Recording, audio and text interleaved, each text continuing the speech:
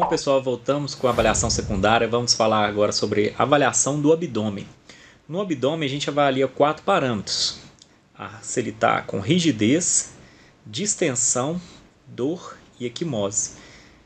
A rigidez, verificando ali se a vítima está tendo um sinal de hemorragia interna. Quando tem uma hemorragia interna, o abdômen ele vai ficar rígido, ele pode ter uma distensão, vai ter, quando se apalpar, fazer a avaliação, a vítima vai sentir alguma dor, e a equimose são manchas arroxeadas, que está tendo um sangramento, começa a ter essas manchas. Então, avalia-se esses 4 parâmetros. Do abdômen, a gente passa para a pelve. Na pelve, a gente avalia 3 parâmetros. A crepitação, a instabilidade e a hipersensibilidade. Para avaliar esses parâmetros, a gente faz 3 movimentos. Esses movimentos é feito o quê? Uma palpação na parte anterior, posterior, lateral e na sínfise púbica. E esse exame ele deverá ser executado apenas uma única vez durante o atendimento. Caso haja alguma alteração em alguma das palpações, as outras não deverão ser realizadas. Então a gente vai fazer esses 3 movimentos: antero-posterior, lateral e sínfise púbica. Se no primeiro movimento ali, antero-posterior, a vítima já gritar de dor, a gente não faz os outros 2. Ok? Após a avaliação da pelve, a gente vai fazer a avaliação da genitália. A gente verifica se tem sangramento, priapismo em caso de homens. Por exemplo, quando a vítima masculina ela tem um trauma raquiomedular, ela tem um priapismo, pode haver, né, o priapismo. Avalia-se fluido claro, que é o líquido amniótico em caso de gestantes. Da pelve, da genitália, a gente passa para a avaliação das 4 extremidades, que seriam o quê? Os 4 membros, tanto os membros superiores quanto os inferiores. Nessa avaliação, a gente tem que avaliar o quê? Cada osso e articulação, para ver se há o quê? Uma fratura, uma luxação. Tem que avaliar o pulso distal, para ver se está chegando circulação nas extremidades do corpo.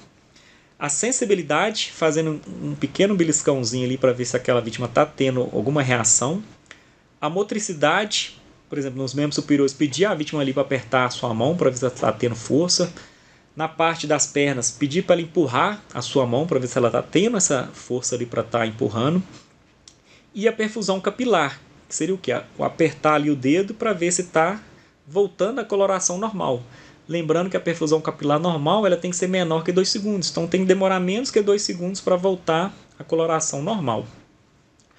O exame nas extremidades, né, superiores, ele deve iniciar o quê? Na clavícula. E nas extremidades inferiores, deve-se iniciar na pelve, seguindo ali em direção à porção mais distal de cada extremidade. Então, no membros superiores, começa na clavícula, termina ali nos dedos da mão. E nos membros inferiores, começa na pelve e termina ali nos dedos do pé. Avaliação do dorso, que é a avaliação das costas da vítima. A gente vai verificar 2 parâmetros, se ela está tendo um alinhamento da coluna e deformidades, e se ela está tendo dor e sensibilidade. Então, vai vir apalpando toda a coluna vertebral da vítima e perguntando se ela sente alguma dor ou se ela está sentindo a mão do socorrista passando ali nas costas dela. Observação que o rolamento faz um rolamento com angulação mínima pode ser realizado para fazer essa avaliação da coluna da vítima. Então, apenas uma inclinação ali, né, um rolamento com angulação mínima já dá para fazer essa avaliação das costas da vítima. Não precisa lateralizar ela ali 90 graus. Se existir a indicação de RMC prévia, que é a restrição do movimento da coluna, não se deve realizar o rolamento para essa finalidade. Então, se já há algum parâmetro que aquela vítima tem que ser mobilizada, não se deve fazer esse rolamento. Fechando ali a avaliação da cabeça aos pés, que é o exame físico detalhado, a gente parte para os sinais vitais. Nos sinais vitais, né, o que? É para avaliar as funções vitais do corpo do paciente. São os 4 parâmetros. A gente tem a pressão arterial, pulso, respiração e temperatura. Na parte da avaliação dos sinais vitais, a gente vai falar mais detalhadamente na avaliação secundária do paciente clínico. A gente vai mostrar os parâmetros que devem ser esses sinais vitais. Na avaliação secundária, a gente também fala o quê? Do SAMPUM, que é o quê? Levantamentos de dados básicos e o histórico do paciente.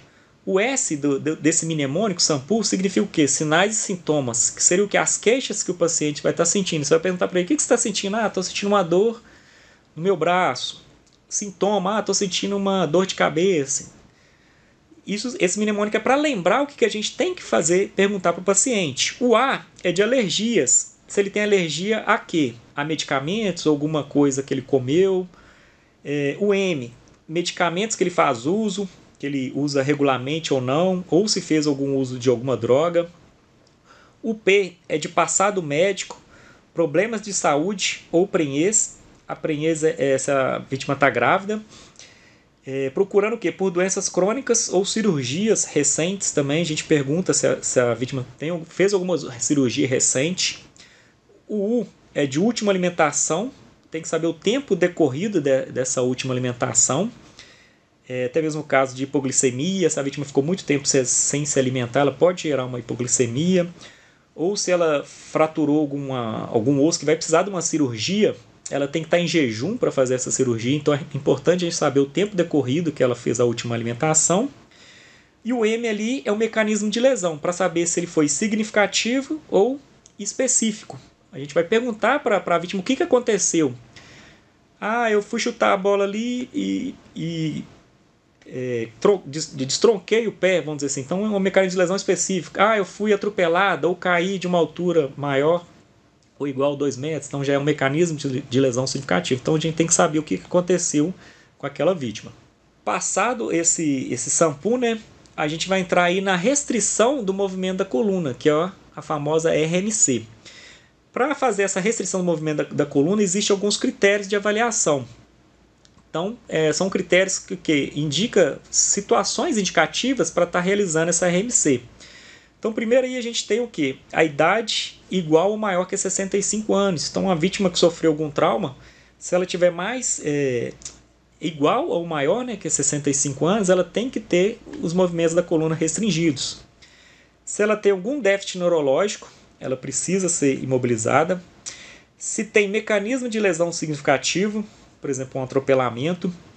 Se ela tem alguma lesão distratora, por exemplo, ela sofreu ali um mecanismo, mas foi um mecanismo que causou uma lesão muito grave. Aquela lesão está dando muita dor em certa região do corpo, que está distraindo ela para ver se ela está tendo algum problema na coluna. Então, por exemplo, quando o socorrista vai avaliar a coluna, ela pode falar que não está doendo porque ela está sentindo tanta dor numa outra parte do corpo. Então, isso que é uma lesão distratora.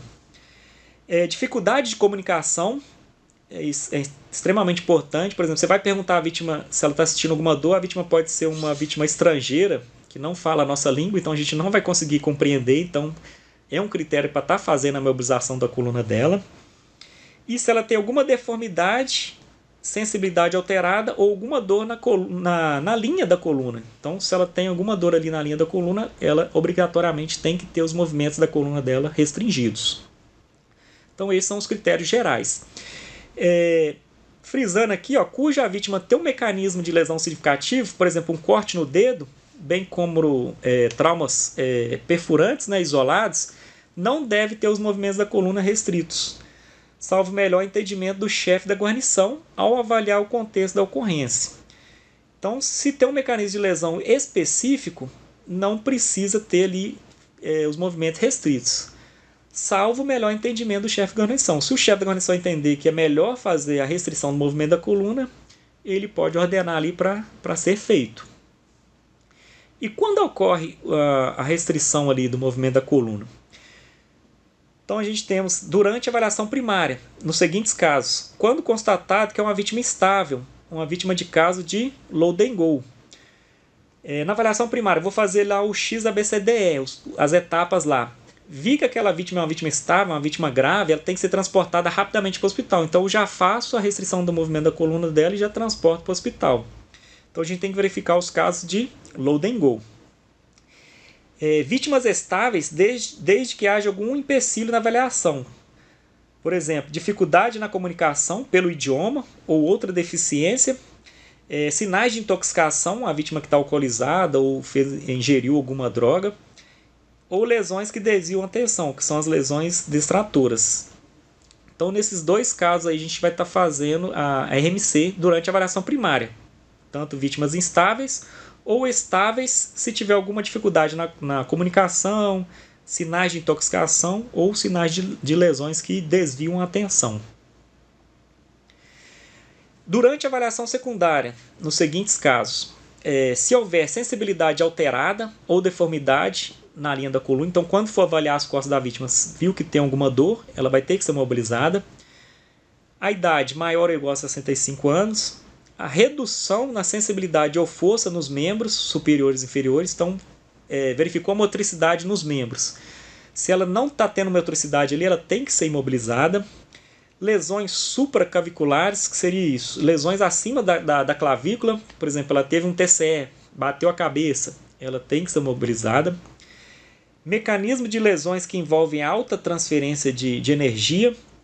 Então a gente tem alguns exemplos: capotamentos, ejeção de veículos, colisões com velocidade superior a 100 km por hora, queda superior a 2 metros de altura, quedas de motocicleta ou bicicleta. Então esses mecanismos envolvendo altas transferências de energia já é indicativos para a gente estar fazendo a restrição do movimento da coluna da vítima, mesmo que ela não tenha nenhuma dor na linha da coluna, mesmo que ela não tenha nenhuma outra tipo de fratura, vamos dizer assim. Só dela ter tido um mecanismo de lesão envolvendo alta transferência de energia, ela tem que ser imobilizada.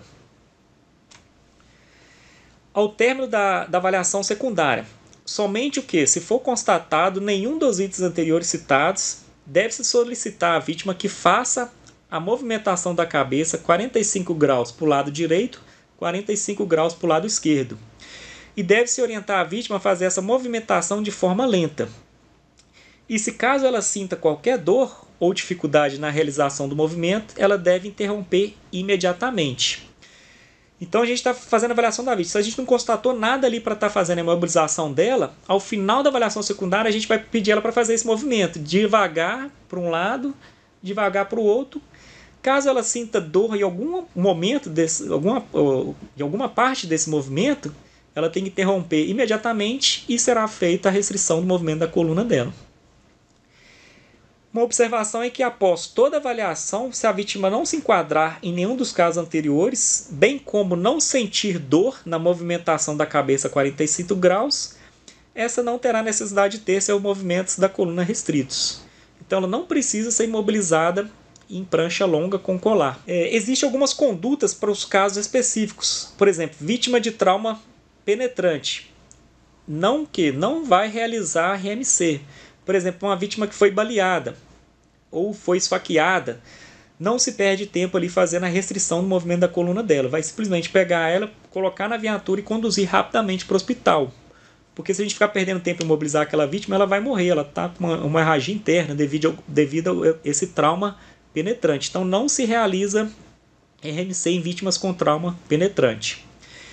Vítimas que estejam ali em pé, deambulando, aquela vítima que está em pé andando, realizar a restrição passiva ou RMC assistido. O que seria isso? A gente vai avaliar a vítima ali, né, em pé mesmo, faça a avaliação da vítima, coloca-se o colar cervical do tamanho adequado e a maca da viatura ela deve ser posicionada atrás da vítima.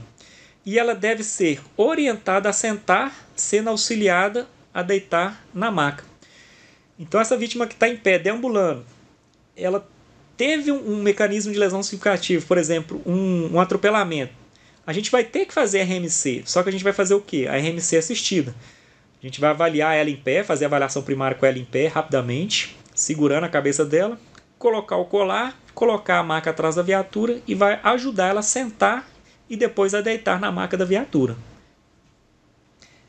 Vítima sentada instável. Deite a vítima sobre a superfície plana e em seguida utilize a maca colher para extração do local. Então uma vítima que está sentada ali instável, que é uma vítima de caso de Loudengoum, uma vítima que está grave. Primeiramente a gente vai deitar ela no solo, né, numa superfície plana, para depois vir com a maca colher e fazer a extração do local e colocar na maca da viatura. Outra situação, a vítima é estável no interior ou não de veículo. que a gente tem que fazer uma extração. A gente vai realizar o que é a técnica da autoextração assistida. Se a vítima, após avaliação, apresenta condições de saída orientada, se ela consegue ali seguir alguns passos que o próprio socorrista vai falar com ela, então ela deve observar se a vítima vai obedecer os comandos. Então tem que ser uma vítima que esteja orientada, não pode estar confusa, não pode ter sinais de intoxicação, tem que ser uma vítima que a gente fala uma vítima confiável, que ela vai conseguir obedecer todos os comandos que o socorrista vai dar para ela sair do carro. Então ela não pode apresentar lesões que impeçam ela também de deambular ou alterações na avaliação primária. Então se ela tiver alguma alteração no XABCDE, ela também não pode ter essa autoextração assistida. E lembrando que utilizar o CAD apenas se houver necessidade de içamento ou se o chefe da GUBM fundamentalmente considerar necessário. O que acontece? Antes, o CAD, que é um colete de imobilização dorsal, ele era utilizado para extração de veículos, de vítimas dentro do veículo. Alguns estudos viram que é mais prejudicial, então não se usa mais o colete CAD. Utiliza mais a extração assistida. Ou se tiver alguma necessidade de içamento. Se tiver alguma necessidade de içamento, aí sim tem que utilizar o CAD. Ou se o chefe da guarnição quiser usar o CAD, por exemplo, uma vítima muito pesada, com o CAD fica mais fácil de puxar aquela vítima para fora do carro. Então pode ser usado também nesses casos, se o chefe da guarnição entender que vai ser mais fácil tirar aquela vítima utilizando o CAD. Então somente nessas duas situações, necessidade de içamento ou se o chefe da guarnição entender que vai ser mais fácil tirar a vítima do carro utilizando o CAD. Vítima em decúbito dorsal, vítima em decúbito ventral, vítima instável no interior de veículo. Para a retirada dessa vítima, deve priorizar a utilização da maca colher sempre que possível. Quando a vítima está em decúbito dorsal. Então a maca colher ali é mais ideal quando a vítima está em decúbito dorsal. Já a vítima estando em decúbito ventral ou no interior de um veículo, deve-se priorizar a utilização da prancha rígida. Então aquela vítima que está dentro de um veículo instável, que não vai ter como fazer a retirada assistida, a extração assistida, tem que se utilizar a prancha rígida. Ou se a vítima está em decúbito ventral, também se utiliza a prancha rígida. Em decúbito dorsal, seria a maca colher. A técnica de rolamento ela deve ser evitada, sendo aceitável para os pacientes em decúbito ventral ou na ausência da maca colher. Então, antigamente se fazia muito rolamento, hoje não se faz mais, que ele deve ser evitado. É melhor se fazer uma extração da vítima utilizando a maca colher, ou se ela estiver em decúbito ventral, de todo jeito vai ter que fazer o rolamento. Então, tem que ser utilizada a prancha rígida. TCE grave ou moderado. Elevar a parte superior da maca em 30 graus durante o transporte. E o colar cervical somente deve ser aplicado se adequado ao tamanho da vítima, tanto em comprimento quanto em largura. Então a vítima teve um TCE grave ali, bateu a cabeça muito forte, tem que se elevar a maca onde ela vai ser transportada para o hospital, para diminuir ali a pressão intracraniana, diminuindo de forma da gravidade, diminuir a pressão sanguínea que está chegando na cabeça dela. Então, se a gente eleva a maca da viatura para poder elevar a cabeça dela. Transporte. O transporte do paciente até a unidade de saúde ele deve ser feito preferencialmente com a utilização da maca a vácuo. A maca a vácuo é uma maca que vai imobilizar o paciente de forma que ele fica totalmente restrito e de forma que ele vai ficar ali mais confortável, não vai ficar mexendo. Por exemplo, a prancha rígida ela é dura e a própria pressão do corpo da vítima em cima da prancha ali, a vítima fica mexendo e acaba mais prejudicando a coluna dela se ela tiver alguma lesão. Então a maca a vácuo é o ideal. Então preferencialmente, se tiver a maca a vácuo, a gente vai utilizar a maca a vácuo. Havendo real necessidade da vítima ser transportada na prancha rígida, entretanto, seu tempo de restrição não deve exceder 30 minutos. E ele tem que ser contados do momento da aplicação da prancha até sua retirada. Então, o que eu falei, a prancha rígida, ela pode ser utilizada, mas ela não pode exceder esse tempo de 30 minutos. Após 30 minutos, já tem estudos que mostram que a vítima começa a sentir dor em algumas partes do corpo. Então ela começa a querer se mexer, então isso prejudica mais ainda se ela tiver uma lesão na coluna. Então prancha rígida para transporte, somente se não exceder 30 minutos.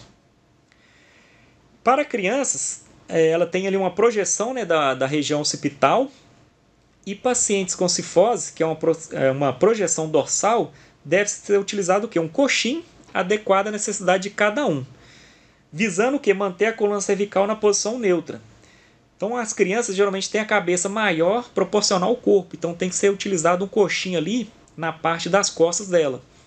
E tem paciente com cifose, principalmente idosos, que tem essa curvatura na coluna e deve ser utilizado um coxim na parte da cabeça, para manter a coluna dele na posição neutra. Atentar para eventuais desvantagens da posição supina. Então, a posição supina é o que?